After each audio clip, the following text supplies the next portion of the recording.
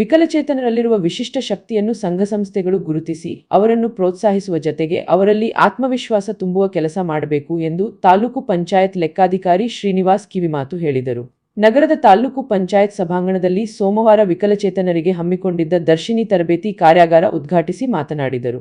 ಗ್ರಾಪಂ ಮೇಲ್ವಿಚಾರಕರು ಹಾಗೂ ತಾಲೂಕು ವಿವಿಧೋದ್ದೇಶ ಪುನರ್ವಸತಿ ಕಾರ್ಯಕರ್ತರು ವಿವಿಧ ಪುಸ್ತಕಗಳ ಜ್ಞಾನವನ್ನು ವಿಕಲಚೇತನ ಹಾಗೂ ವಿಶೇಷಚೇತನರಿಗೆ ದರ್ಶಿನಿ ಅರಿವು ಗ್ರಂಥಾಲಯ ಕೇಂದ್ರಗಳ ಮೂಲಕ ವಿಷಯ ಜ್ಞಾನ ನೀಡಿದರೆ ವಿಶೇಷಚೇತನರು ಉತ್ತಮ ಭವಿಷ್ಯ ರೂಪಿಸಿಕೊಂಡು ಸಮಾಜದ ಮುಖ್ಯ ವಾಹಿನಿಗೆ ಬರಲು ಸಾಧ್ಯವಾಗಲಿದೆ ಎಂದು ಹೇಳಿದರು. ಕಾರ್ಯಾಗಾರದಲ್ಲಿ ಅಂಗವಿಕಲತೆಯುಳ್ಳ ಮಕ್ಕಳು ಎದುರಿಸುತ್ತಿರುವವರನ್ನು ಅರಿವು ಕೇಂದ್ರಗಳಿಗೆ ಕರೆಸಿದರೆ ಅಂಗವೈಕಲ್ಯತರ ತಕ್ಕಂತೆ ಆಟವಾಡುವ ಓದುವ ಪರಿಕರಗಳೊಂದಿಗೆ ಅಭ್ಯಾಸ ಮಾಡಲು ಸಹಕಾರಿಯಾಗುತ್ತದೆ. ದರ್ಶಿನಿ ಅರಿವು ಗ್ರಂಥಾಲಯ ಕೇಂದ್ರಗಳ ಪರಿಚಯ. ಅರಿವು ಕೇಂದ್ರಗಳಲ್ಲಿ ಸುಗಮ ಹಾಗೂ ಅಡೆತಡೆ ಮತ್ತು ಸಂಪನ್ಮೂಲದ ಮೂಲಗಳು, ಅಂಧತ್ವವುಳ್ಳ ಮಕ್ಕಳಿಗಾಗಿ ಪೂರೈಸಿರುವ ಸಹಾಯಕ ಸಾಧನಗಳ ಪರಿಚಯ ಹಾಗೂ ಇನ್ನಿತರೆ ವಿಷಯಗಳ ಬಗ್ಗೆ ತರಬೇತಿ ನೀಡಲಾಯಿತು. ಈ ಸಂದರ್ಭದಲ್ಲಿ ತಾಪಂ ಸಿಬ್ಬಂದಿಗಳಾದ ಪ್ರೇರಣಾ, ನಂದಿನಿ, ವಿಕಲತೆನ ನೋಡಲ್ ಅಧಿಕಾರಿ ನರಸಿಂಹಮೂರ್ತಿ, ಸಂಪನ್ಮೂಲ ಮಹಿಳೆ ಜಯಲಕ್ಷ್ಮಿ, ಗ್ರಂಥಪಾಲಕರಾದ ರಘುನಾಥ್ ಅನ್ಯರೋಥೆ.